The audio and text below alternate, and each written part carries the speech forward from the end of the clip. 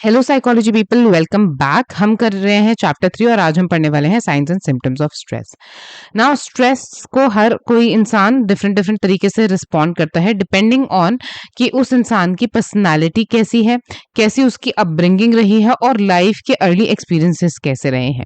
ठीक है, पर्सनालिटी मतलब कुछ लोग आपको पता है कि छोटी छोटी बात पे रोने लगते हैं और कुछ लोग बड़ी से बड़ी बात का भी सोल्यूशन निकालने की तरफ चल पड़ते हैं instead of crying and sitting and pondering over, सोच विचार करने की कि हो ये क्या हो गया, कब क्या हो गया।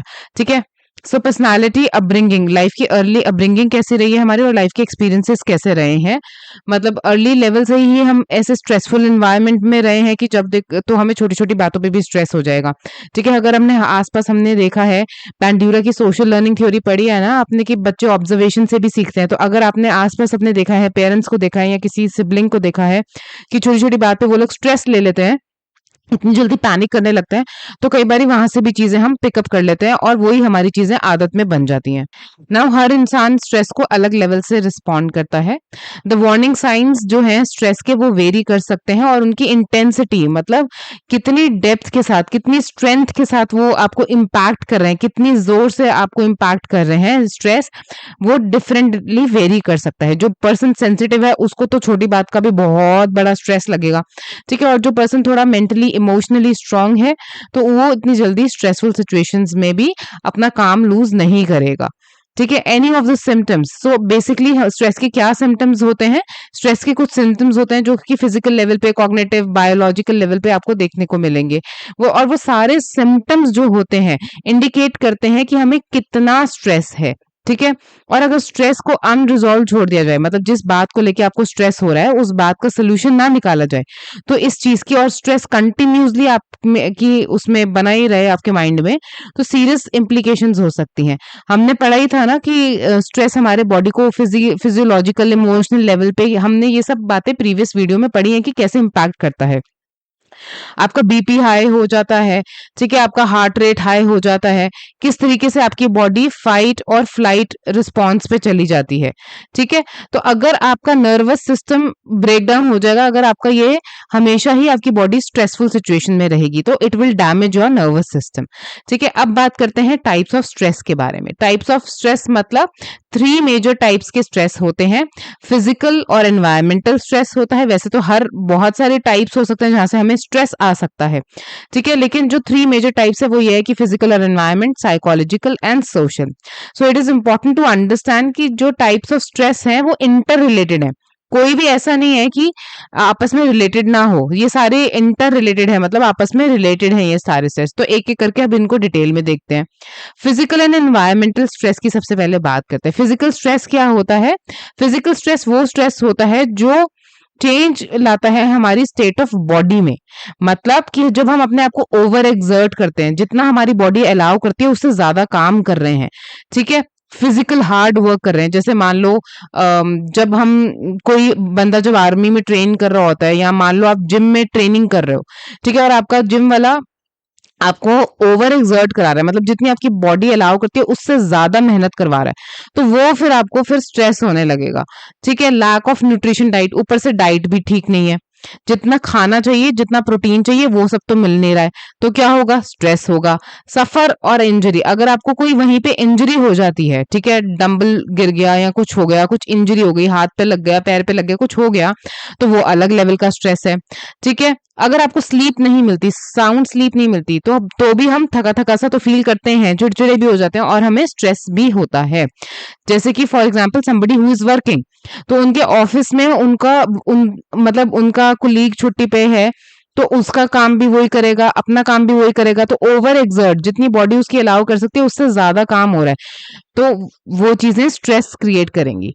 ठीक है, तो इनफ स्लीप ना मिलना, हमारी नींद पूरी ना होना, हमारे 7-8 घंटे की नींद होनी चाहिए, अगर वो नींद पूरी नहीं हो रही है, कोई इंजरी हो गई है, हमारी डाइट में न्यूट्रिशन की कमी है, या फिर हम फिजिकली अपने आप को ज्यादा से ज्यादा एक्सर्ट कर रहे हैं, तो ये सारी चीजें जो है स्ट्रेस का कारण बन सकती हैं। ठीक है, देन आता है एनवायरमेंटल स्ट्रेस। एनवायरमेंटल स्ट्रेस क्या होता है, जो हमारी सराउंडिंग्स, एनवायरमेंट क्या होती है, हमारी सराउंडिंग्स आसपास की, तो जब और ये तो अनअवॉइडेबल है, मतलब अवॉइड भी नहीं कर सकते हो।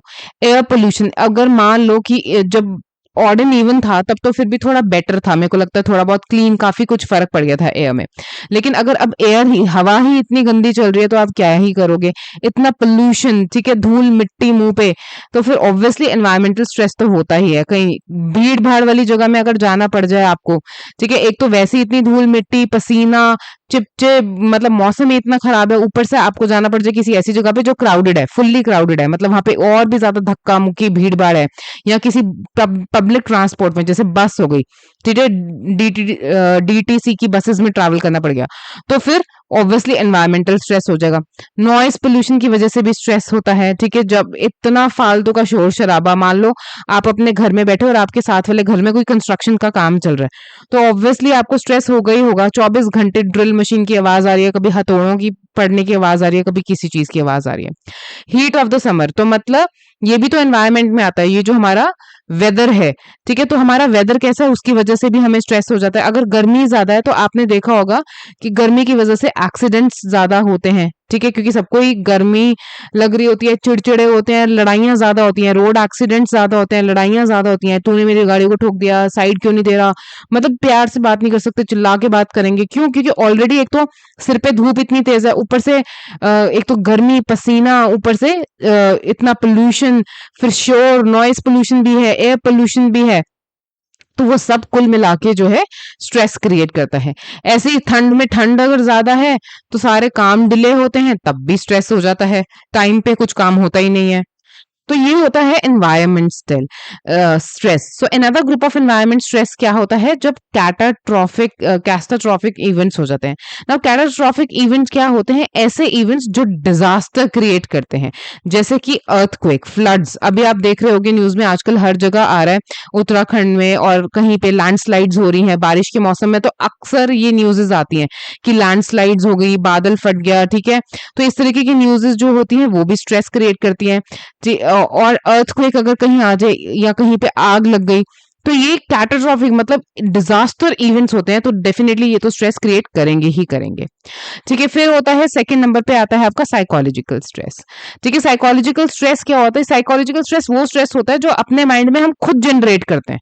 ठीक है, ये कहीं एनवायरमेंट से बाहर से नहीं आ रहा, बट अपने माइंड में खुद हम चिंता में डूबी जा रहे हैं। मतलब द पर्सनल, ये ऑब्वियसली हर किसी का पर्सनल और यूनिक हर कोई पर्सन एक्सपीरियंस करता है। जैसे कि मैंने आपको बताया था कि एक पर्सन होता है कि छोटी से छोटी बात को भी स्ट्रेसफुल उसको लगने लगता है, कि स्ट्रेस होने लगता है छोटी से छोटी बात का भी। और कोई लोग होते हैं कि बड़ी से बड़ी बात का भी प्रॉब्लम सोल्यूशन की तरफ फोकस करते हैं, ना कि उनको स्ट्रेस लेके बैठ जाते हैं कि अब क्या करें क्या करें। ठीक है, सो हर किसी का ये सब्जेक्टिव मैटर होता है कि मतलब उनको किस लेवल पे स्ट्रेस हो रहा है। Internal source of stress, internal source of stress का मतलब जैसे मान लो किसी चीज को लेके आप एंग्शियस फील कर रहे हो, एंग्जाइटी हो रही है, किसी प्रॉब्लम के बारे में सोचे जा रहे हो रिपीटेडली, आपको अभी सोल्यूशन नहीं दिख रहा है उसका, तो ठीक है वो छोड़ दो थोड़ी देर के लिए। ठीक है, आप काम माइंड से, कूल माइंड से उसका सोल्यूशन ढूंढने की कोशिश करोगे तो शायद आपको दिखेगा भी। लेकिन अगर आप कंटिन्यूसली प्रॉब्लम के बारे में ही सोचे जा रहे हो, क्या होगा, हाय तौबा मचाई जा रहे हो, तो फिर ऐसे तो सोल्यूशन भी नहीं निकलेगा और आपकी जो बॉडी पे इफेक्ट पड़ेगा वो अलग से। ठीक है, कई पर्सन सोच सोच के बिल्कुल डिप्रेशन में ही चले जाते हैं। तो ये सारी चीजें वो चीजें होती हैं जो साइकोलॉजिकली हम कर रहे हैं। अगर हम अपनी थॉट पे काम करेंगे, यहाँ पे हमें थॉट चेंज करने की जरूरत है, तो हमारे थिंकिंग जो प्रोसेस होती है उसकी वजह से हमें स्ट्रेस होता है। नाउ इंपॉर्टेंट चीज यहाँ पे ये याद रखने की बात है कि साइकोलॉजिकल स्ट्रेस के सोर्सेस क्या हो सकते हैं। एक तो फ्रस्ट्रेशन हो सकती है, ठीक है, फ्रस्ट्रेशन हो सकती है, कॉन्फ्लिक्ट्स हो सकते हैं, इंटरनल एंड सोशल प्रेशर हो सकते हैं, जिसकी वजह से हमें साइकोलॉजिकल स्ट्रेस हो सकता है। अब इसको एक एक करके देख लेते हैं। सो फ्रस्ट्रेशन क्या होता है, फ्रस्ट्रेशन होता है जब हमारी कोई नीड या हमारा कोई मोटिव जो होता है, जो हम डिजायर गोल है, जो हमारा एक गोल है, उसके लिए हिंडर मतलब प्रॉब्लम्स क्रिएट कर रहे हैं, ऑब्स्टेकल्स क्रिएट कर रहे हैं, उसको हम अचीव नहीं कर पा रहे हैं, तो हमें फ्रस्ट्रेशन होती है। मान लो कि आपको टाइम पे कहीं पहुंचना है और आपको टाइम पे स्कूल पहुंचना है, और उधर से स्कूल का ट्रैफिक है, अदर स्कूल्स का ट्रैफिक होता है। ठीक है, सुबह सुबह तो सब जगह आपको स्कूल्स का ट्रैफिक मिलेगा। आप आज लेट हो गए, लेट उठे, आपको टाइम से स्कूल पहुंचना था, उधर से आपको ट्रैफिक जैम मिल गया और आप फंस गए हो ट्रैफिक में, ना आप ट्रैफिक से बाहर आ पा रहे हो, ना वो ट्रैफिक धीरे से भी मूव कर रहा है। तो क्या होगा, आपका डिजायर गोल क्या था कि मैं लेट ना आऊं, नहीं तो मुझे स्कूल में पनिशमेंट मिलेगी, तो मैं टाइम से स्कूल पहुंच जाऊं, लेकिन वो हो नहीं पा रहा है। तो क्या हो रहा है, फ्रस्ट्रेशन हो रही है। ठीक है, क्योंकि यहाँ पे आपका डिजायर जो गोल है वो आप अचीव नहीं कर पा रहे। There could be number of causes of frustration. Frustration के भी बहुत सारे रीजन हो सकते हैं, जैसे सोशल डिस्क्रिमिनेशन। सोशल डिस्क्रिमिनेशन मतलब भेदभाव। मान लो, वैसे तो आजकल ऐसे होता नहीं है कि लड़कियों को स्कूल ना भेजा जाए या पढ़ाया नहीं जाए, लेकिन अगर कहीं पे भी ये प्रैक्टिसेस आज भी अगर हो रही है किसी फैमिली में, कि वो बोल रहे हैं कि तुम पढ़ लिख के क्या करोगी, तुमने तो घर ही संभालना है, तो छोड़ो तुम पढ़ाई लिखाई, डिस्क्रिमिनेट कर रहे हैं, तो इसकी वजह से फ्रस्ट्रेशन हो सकती है। और सोशल डिस्क्रिमिनेशन सिर्फ लड़का या लड़की के बीच में नहीं, कास्ट सिस्टम की वजह से भी सोशल डिस्क्रिमिनेशन हो सकती है। ठीक है, इंटरपर्सनल हर्ट क्या होता है, दो लोगों के बीच में कोई ऐसी बात होगी जिसकी वजह से आप हर्ट हो गए। ठीक है, आपके भाई बहन ने आपकी बात नहीं मानी, या आपकी मम्मी पापा ने आपकी बात नहीं मानी, या मम्मी पापा और आपके थॉट में कोई डिफरेंस ऑफ ओपिनियन है, तो भी आप हर्ट हो गए, तो आपको फ्रस्ट्रेशन हो सकती है। ठीक है, लो ग्रेड्स, मार्क्स कम आना। ऑब्वियसली अगर आपके मार्क्स कम आए, क्योंकि 10th का बोर्ड आप ऑलरेडी दे चुके हो, अब आप 12th का बोर्ड दोगे, आपको पता है कि कितनी अहमियत है मार्क्स की, क्योंकि मार्क्स के बेसिस पे ही आपको मिला था आपका सब्जेक्ट। अब 12th में जितनी परसेंटेज आएगी उसके बेसिस पे ही आपको कॉलेज अलॉट होगा, या कहीं पे भी प्रोफेशनल कोर्स भी अगर आप कोई करते हो तो उसमें एडमिशन होगा। तो लो ग्रेड्स का अलग से फ्रस्ट्रेशन होता है। ठीक है, स्कूल, अगर आपका स्कूल चेंज करा दिया तो भी फ्रस्ट्रेशन हो सकता है। लो ग्रेड्स हैं स्कूल में तो भी फ्रस्ट्रेशन हो सकता है। तो फ्रस्ट्रेशन के कई रीजंस हो सकते हैं। फिर आता है कॉन्फ्लिक्ट। कॉन्फ्लिक्ट क्या होता है, conflict can occur between two और मोर इनकम्पैटिबल नीड्स एंड मोटिव्स। मतलब ऐसी मोटिव्स, ऐसे हमारे गोल्स या ऐसी हमारी नीड्स जो आपस में मैच नहीं करती। फॉर एग्जाम्पल, आप को तो स्टडी करना है डांस के बारे में, ठीक है, आपको एक प्रोफेशनल डांसर बनना है, लेकिन आपको साइकोलॉजी भी अच्छी लगती है, लेकिन आप एक ही चीज चूज कर सकते हो ना, या तो आप डांस में एडमिशन लोगे या साइकोलॉजी में। ठीक है, तो अगर आपको 12th के बाद डांस की फील्ड में जाना है, तो आप उधर किसी प्रोफेशनल डांसिंग कोचिंग क्लास में जाओगे, वहां एनरोल कराओगे अपने आप को, या अगर आपको साइकोलॉजिस्ट बनना है तो आप साइकोलॉजी पढ़ोगे और किसी कॉलेज में जाके साइकोलॉजी का कोर्स में एनरोल होगे। ठीक है, तो ये कॉन्फ्लिक्ट अराइज हो जाता है। तो ये बाहर से एनवायरनमेंट से नहीं आया, ये आपके ही दिमाग में एक कॉन्फ्लिक्ट है इनकम्पैटिबल नीड्स का, इनकम्पैटिबल गोल का, जो आपस में कंपैटिबल नहीं है। You have to choose one, दो चीजों में से कोई एक चीज चूज करना है। ठीक है, कई बच्चे 12th के बाद ही अर्न करना शुरू कर देते हैं, चाहे वो मैकडोनल्ड्स में करें, पिज्जा हट में करें, स्टारबक्स में करें, चाहे कहीं पे भी करें, वो अपनी कॉरेस्पॉन्डेंस से पढ़ाई भी करते हैं और साथ साथ अर्न भी करते हैं, अपनी फीसें खुद पे करते हैं। तो इस तरीके का, या फिर अपना सारा बर्डन मम्मी पापा पे डालो और कंटिन्यू करो स्टडी। तो इस तरीके के जो डिसीजंस होते हैं, ये आपके बीच अंदर कॉन्फ्लिक्ट्स राइज करते हैं, इसकी वजह से भी हमें स्ट्रेस होता है। Now there may be difficult value. हमारी जब वैल्यू सिस्टम, मान लो आप है और आपका कोई फ्रेंड है, ठीक है, वो बोल रहा है कि अब तो हम 18 साल के हो गए, एडल्ट हो गए, लेट्स स्मोक और let's go for a drink. ठीक है, लेकिन आपकी अपब्रिंगिंग ऐसी नहीं है, आपकी वैल्यू सिस्टम ऐसी नहीं है, आप इन चीजों को बिल्कुल पसंद नहीं करते हो। ठीक है, तो आप, लेकिन आप उससे दोस्ती भी नहीं तोड़ना चाहते हो। तो अब क्या हो रहा है, अब वैल्यूज का कॉन्फ्लिक्ट हो रहा है। ठीक है, हमारा वैल्यू सिस्टम कुछ और है, हमारा बिलीफ सिस्टम कुछ और है, वेयर एज हमारे जो फ्रेंड है, ठीक है, जो हमारा बेस्ट फ्रेंड है, उसका बिलीफ सिस्टम कुछ और है। ठीक है, और हमारा बिलीफ सिस्टम कुछ और है।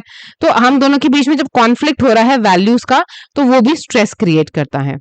देन आता है इंटरनल प्रेशर। इंटरनल प्रेशर मतलब हमारे बिलीफ सिस्टम के ऊपर जो बेस होता है, कि ठीक है, हमारी खुद के साथ क्या एक्सपेक्टेशंस है, हमारी एक्सपेक्टेशंस हम खुद के साथ, दुनिया तो छोड़ो कि मम्मा पापा को आपसे एक्सपेक्टेशन क्या है, आपकी टीचर से आपकी एक्सपेक्टेशन क्या है, लेकिन आप क्या एक्सपेक्ट करते हो अपने आप से, वो भी कई बार स्ट्रेस का कारण होता है। जैसे I must do everything perfectly. ठीक है, अगर आपको लगता है कि मेरे को हर चीज परफेक्ट ही करने चाहिए, तो वो भी स्ट्रेस का कारण होता है, क्योंकि nobody is perfect in life, और हर चीज हर टाइम पे परफेक्ट तरीके से हो वो तो नहीं हो सकता ना। इट्स ओके, कई बारी ह्यूमन एरर्स हो जाते हैं, मिस्टेक्स हो जाती हैं, तो हमें उन चीजों को भी एक्सेप्ट करना चाहिए। तो इंटरनल प्रेशर, कभी कभी हम खुद को इतना ज्यादा प्रेशराइज कर लेते हैं कि फिर खुद के साथ हमें जो है डिसअपॉइंटमेंट्स होने लगती हैं अगर वो चीजें पूरी ना हो, और फिर हम स्ट्रेस में आ जाते हैं। कई बार ऐसे भी होता है कि हम क्या करते हैं, अपने ऊपर अनरियलिस्टिक हाई स्टैंडर्ड्स रख लेते हैं। मान लो कि आपका 10th में स्कोर था समवेयर अराउंड 75%, ठीक है, 75% आपका स्कोर था और आप मैक्सिमम आपको लगता है कि 85 का टारगेट सेट करना या 90 तक का टारगेट सेट करना मेरे को लगता है रियलिस्टिक गोल है, ठीक है, कि मैं मेहनत करूंगा और इतना ले आऊंगा। लेकिन अब आप टारगेट सेट कर रहे हो, मुझे तो 98% मार्क्स चाहिए, इससे नीचे तो मैं बिल्कुल जा ही नहीं सकता, यही मेरे लिए बस मुझे यही गोल है मेरा, ठीक है। तो अनरियलिस्टिक मतलब कहाँ 75, आई थिंक 75 से आप 90 पे भी आ जाते हो तो बहुत ज्यादा अच्छी अचीवमेंट है और एफर्ट है और हमें आपकी प्रोग्रेस दिख रही है इसमें भी। लेकिन आप अनरियलिस्टिक, या कोई अनरियलिस्टिक होता है कि 75 तो मैंने बोल दिया, मान लो कि 55 वाला बच्चा, 55 वाला बच्चा परसेंटेज वाला बोला है कि मेरे को 98% लेकर आना है, तो अनरियलिस्टिक है ना यार। मतलब कुछ ऐसा गोल सेट करो जो आपके लिए भी इजी हो और आप डिसअपॉइंट ना हो, ठीक है। अगर इतना अनरियलिस्टिक गोल मतलब कि जो रियल नहीं है, तो इतना ऐसा गोल सेट करोगे तो obviously you are bound to be disappointed, फिर आपको डिसअपॉइंटमेंट तो होगी ही और उसके बाद स्ट्रेस भी होगा। तो ऐसे काम करने ही क्यों है, रियलिस्टिक होके कि मेरी स्ट्रेंथ क्या है, मेरी वीकनेस क्या है, क्या मेरी कैपेबिलिटी है, बिल्कुल ऑनेस्ट तरीके से जब आप अपने लिए गोल को सेट करोगे तो वो रियलिस्टिक ही होगा। और फिर आप अपने आप से चीटिंग नहीं करो, बिल्कुल ऑनेस्टी के साथ बैठ के डिसाइड करो कि मुझे कितना परसेंटेज लेना है और उस हिसाब से फिर मेहनत भी करो, तो डेफिनेटली आप अचीव कर पाओगे। देन आता है सोशल प्रेशर। अभी तो इंटरनल प्रेशर था, इंटरनल प्रेशर तो हम अपने आप को देते हैं। सोशल प्रेशर क्या मतलब कि जो सोसाइटी से आ रहा है, हमें बाहर से आ रहा है, एक्सेसिव डिमांड है हमारे ऊपर लोगों की। मान लो कि हम किसी जॉब में हैं तो वहां पे क्या होता है, भाई बॉस का प्रेशर है, ये भी करो ये भी करो ये भी करो, घर भी देखना है, जॉब भी करनी है, हजार चीजें करनी है, तो वो सोशल प्रेशर में आ जाता है, ठीक है। जितना ज्यादा प्रेशर होगा उतना ही ज्यादा हमें स्ट्रेस होगा। और कहीं बार ऐसा होता है कि इंटरपर्सनल डिफिकल्टीज भी होती है, पर्सनालिटी क्लैश भी होता है। मतलब कि मान लो आप किसी पीजी में रह रहे हो, ठीक है, आपका कॉलेज में एडमिशन हो गया है और किसी और यूनिवर्सिटी में हुआ है, आपको दिल्ली से बाहर जाना है, दिल्ली से बाहर जाना है, दिल्ली की यूनिवर्सिटी में एडमिशन नहीं हुआ, पंजाब की किसी यूनिवर्सिटी में एडमिशन हो गया है या कहीं और हुआ है, ठीक है। अब आपको पीजी में रहना है, पीजी में आपके साथ शेयरिंग पीजी है तो वहां पे 2 लोग और भी रहते हैं, ठीक है। अब मान लो आप 3 लोग हो जिसमें से आपको वो लोग पसंद नहीं है या एक जना आपको पसंद नहीं है, दूसरा जना आपको अच्छा लगता है, तो आपको लेकिन किस आपकी पर्सनालिटी और उसकी पर्सनालिटी मैच नहीं करती, लेकिन साथ में रहना भी है, मजबूरी है, तो उस केस में भी कई बार स्ट्रेस हो जाता है कि पीजी तो अच्छा है, सही आपके बजट में भी है, ठीक है, बहुत सारे फैक्टर्स हैं जो आपको देखने पड़ेंगे, तो आपके कॉलेज के पास भी है, आपके बजट में भी है, और अब एक वजह से, एक ही पर्सन की वजह से आप शिफ्ट नहीं करना चाहते, तो क्या करेंगे, उसके साथ रहना भी है और थोड़ा बहुत स्ट्रेस भी होता है क्योंकि हमारी पर्सनालिटी क्लैश होती है। फिर बात करते हैं सोशल स्ट्रेस की। सोशल स्ट्रेस क्या होता है, these are included social stress में क्या होता है, these are included externally and result of entire interaction with other people. मतलब सोशल स्ट्रेस वो होता है जो हमें दूसरों की से जब हम इंटरैक्ट करते हैं, दूसरों लोगों से बात करते हैं तब होता है। फॉर एग्जाम्पल सोशल इवेंट्स जैसे कि डेथ और इलनेस इन द फैमिली। अगर आपकी फैमिली में कोई पर्सन बीमार है जिससे आप बहुत क्लोज हो, ठीक है, अगर वो बीमार हो जाते हैं या गॉड फॉरबिड वो चले जाते हैं, उनका डेथ हो जाता है, तो it will impact you a lot. Obviously ये स्ट्रेसफुल सिचुएशन है। स्ट्रेन्ड रिलेशनशिप मतलब ऐसे रिलेशनशिप जो आपके लिए फ्लरिशिंग नहीं है, ठीक है। मतलब चाहे वो आपका फ्रेंड हो, मान लो कोई फ्रेंड है जिसके साथ आपका फ्लरिशिंग रिलेशनशिप नहीं है, आपकी बॉडी हमेशा फाइट एंड फ्लाइट रिस्पॉन्ड पे ही रहती है, आपको ज्यादा स्ट्रेस होता रहता है, ठीक है, उस तो फिर ऐसे ऐसे फ्रेंडशिप का कोई फायदा नहीं है ना, जो जो आपको ज्यादा खुशियों की बजाय स्ट्रेस दे रही है या जिसमें आप ज्यादा क्राई कर रहे हो, तो what is the use of such friendship. Troubled with neighbours, अब आपके पड़ोसी ही अच्छे नहीं है, लेकिन घर शिफ्ट करना इतनी आसान बात तो नहीं है कि मुंह उठा के कभी भी इतने मतलब इतना पैसा लगता है घर बनाना, घर शिफ्ट करना, इट्स नॉट इजी, बट क्या करें फिर, अब पड़ोसी ऐसे मिल गए तो फिर वहां पे रहना भी है सोसाइटी में, लेकिन स्ट्रेस भी होता है। तो ये कुछ ऐसे एग्जाम्पल हैं जो सोशल स्ट्रेस के एग्जाम्पल्स हैं। अब हम देखते हैं sources of stress. Sources of stress मतलब ये थे, अभी तक तो हम देख रहे थे कि स्ट्रेस कहाँ कहाँ से आ रहा है, आप देख रहे हैं सोर्सेज ऑफ स्ट्रेस। ठीक है, हम कर रहे थे टाइप ऑफ स्ट्रेसेस के कितने टाइप के हैं, अब हम करेंगे सोर्सेस इसके क्या क्या है। सो सोर्सेस में क्या आ रहा है, मेजर लाइफ इवेंट्स, जो लाइफ में सबसे ज्यादा मेजर इवेंट्स होते हैं। वैसे तो बहुत सारी चीजें स्ट्रेस दे सकती है, लेकिन जो मेजर लाइफ के इवेंट है वो सबसे बड़ा सोर्स होते हैं हमारे स्ट्रेस का। ठीक है, जो हमारा स्ट्रेस आता है वो स्ट्रेस आता है यही इन्हीं सब जगहों से। ठीक है, इसको एक एक करके देखेंगे। लाइफ इवेंट्स, लाइफ में जो मेजर इवेंट्स होते हैं, बड़े बड़े इवेंट्स, ठीक है, छोटी मोटी बात नहीं, जो बड़े लाइफ के इवेंट्स होते हैं वो हमारे रूटीन को डिस्टर्ब कर देते हैं और अपहीवल कॉज करते हैं। अपहीवल्स मतलब हमारी लाइफ सारी हिला के रख देते हैं, ऊपर नीचे हो जाती है हमारी लाइफ सारी। जैसे मान लो, चाहे वो प्लान्ड हो चाहे अनप्लान्ड। प्लान्ड मतलब moving to a new house. अब आप इतने सालों से कहीं एक जगह पे रह रहे हो, पले बड़े हो, आपके नेबर्स हैं, वहां पे आपके बचपन के दोस्त हैं, सब है, लेकिन आपको पता चले अब हम कहीं और शिफ्ट कर रहे हैं, पापा का ट्रांसफर हो गया किसी नई जगह पे, या नई जगह पे पापा ने जॉब एक्सेप्ट कर ली है, तो ये भी स्ट्रेस का कारण हो सकता है। स्कूल चेंज हो जाएगा, घर चेंज हो जाएगा, सारे फ्रेंड्स पीछे छूट जाएंगे, नए नए रिलेशनशिप बनाने पड़ेंगे, नए फ्रेंड्स दोस्त बनाने पड़ेंगे, नई जगह पे नए लोगों से एडजस्ट करना, तो वो भी एक लाइफ का बहुत मेजर इवेंट होता है जो कि स्ट्रेस कॉज कर सकता है। Then unpredicted events. अनप्रिडिक्टेड मतलब मान लो आपका आपका ब्रेकअप हो गया, ठीक है, यू वर लॉन्ग टाइम किसी फ्रेंड के साथ आप थे, 5-6 साल आप, या 6 साल 7 साल वट एवर टाइम आप रिलेशनशिप में थे, एंड यू फिर उसके बाद आपका ब्रेकअप हो जाता है, तो ऑब्वियसली आपको उससे कोप करने में डिफिकल्टी होगी and it will cause some stress to you. ठीक है, देन आता है हैसल्स। हैसल्स क्या होते हैं, जो हम डेली लाइफ के हमारे स्ट्रगल्स होते हैं उनको बोलते हैं हैसल्स। ठीक है, तो डेली लाइफ के स्ट्रगल्स मतलब कि जो फॉर एग्जांपल नॉइजी सराउंडिंग्स है। आज आपके घर के आसपास कोई फंक्शन है, टेंट वेंट लगा हुआ है और वहां पे खूब जोर से लाउड स्पीकर चल रहे हैं, जबकि कल आपका क्लास में टेस्ट के लिए आपको पढ़ना है, तो आपको स्ट्रेस होने लगेगा। कम्यूटिंग एक अलग ही लेवल का स्ट्रेस बन गया, स्पेशली दिल्ली जैसे शहर में तो बन ही गया है। मतलब कि एक जगह से दूसरी जगह पे जाना भी इतना ट्रैफिक होता है, इतना ट्रैफिक होता है कि 2-2 ढाई-ढाई घंटे करके ट्रैवल करके लोगों को, चाहे वो मेट्रो से ट्रैवल करना हो, चाहे वो अपनी कार में ट्रैवल करना हो, 2 या ढाई घंटे का ट्रैवल करके दिल्ली टू गुड़गांव, यानी हरियाणा जाना या कहीं जाना, नोएडा जाना, इट्स अ स्ट्रेसफुल सिचुएशन। कई बारी लोग 2-2 घंटे तो सिर्फ जाम में फंसे रहते हैं, तो वो भी एक अलग ट्रैफिक जो होता है वो भी अलग लेवल का स्ट्रेस है। वाटर की कमी है, इलेक्ट्रिसिटी की कमी है, एक तो वैसी गर्मी है, हीट है, ऊपर से लाइट जो है आधा टाइम आती ही नहीं है। ठीक है, या पानी नहीं आ रहा तो वो अलग लेवल का स्ट्रेस है, क्योंकि पानी के बिना कैसे चलेगा, लाइट के बिना कैसे चलेगा काम। तो या हमारे झगड़ालू नेबर हैं, उनको तो बस बहाना चाहिए कुछ ना कुछ लड़ने के लिए।